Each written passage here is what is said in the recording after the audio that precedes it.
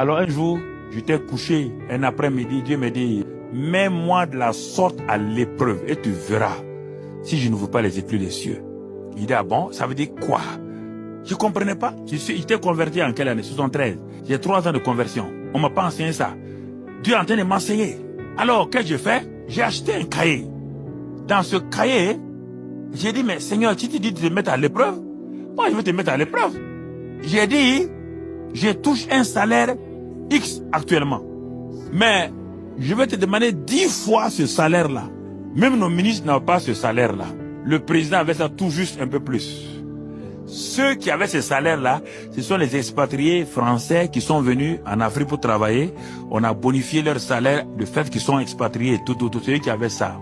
Et quand j'ai montré ça, j'ai écrit dans mon cahier, mais Dieu n'a pas ri, Dieu n'a pas dit, petit malin. Non, Dieu n'est pas là pour taper la tête des gens en disant, mais qu'est-ce que tu fais comme ça là?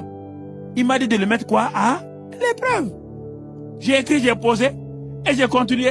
Une semaine plus tard que j'ai écrit ça, et j'ai commencé à remercier le Seigneur, le ministre du Commerce m'appelle dans son bureau rapidement, urgent. J'arrive, dit, monsieur Karambiri, nous avons une entreprise de textile ayant 800 ouvriers et tous les cadres sont des expatriés. Nous voulons nationaliser l'usine et on commence la nationalisation par le poste de directeur commercial. Et nous avons pensé à vous. En réalité, je n'étais pas trop intéressé parce que je ne voulais pas quitter la capitale à l'époque. Parce que si tu vas à l'intérieur, on t'oublie, comme on le dit chez nous. Chacun de nous avait une ambition d'être un petit ministre un jour. Mais le ministre me dit, je vous donne une semaine. Allez-y, réfléchissez et revenez. On a prié, mais en réalité, on a négligé ça. Écoute-moi, mon aventure commence là. Je continue, Dieu me dit, mon fils, tu m'as mis à l'épreuve. Maintenant, attends. Quand on met Dieu à l'épreuve, il y a ce qu'on appelle le temps d'attente. Et on attend par la foi. On attend par la foi. On n'attend pas en murmurant.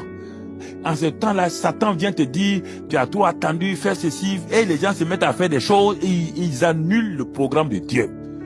J'ai attendu une semaine. Comme le ministre voit que je ne viens pas, il m'envoie le directeur général de l'entreprise qui arrive chez moi. Il dit, monsieur Karambiri, le ministre m'envoie chez vous pour avoir votre réponse. Bon, il a dit, on va vous donner une grande villa avec des boys cuisiniers et tout. J'ai dit, bon, j'ai pas ça à Ouaga, mais ça ne fait rien. Je me débrouille déjà. Il a dit, bon, on va vous donner une voiture de service. J'ai déjà une voiture de service. Il a donné tous les avantages. Rien. Et à un moment donné, il dit, monsieur Karambiri, si vous venez chez nous actuellement, voici, nous allons vous donner tel salaire. Mon frère, c'est qui était écrit dans mon cahier, il a donné ça. Dès qu'il a donné, il dit, monsieur le DG, demain, je suis dans votre entreprise. Je l'ai mis à l'épreuve.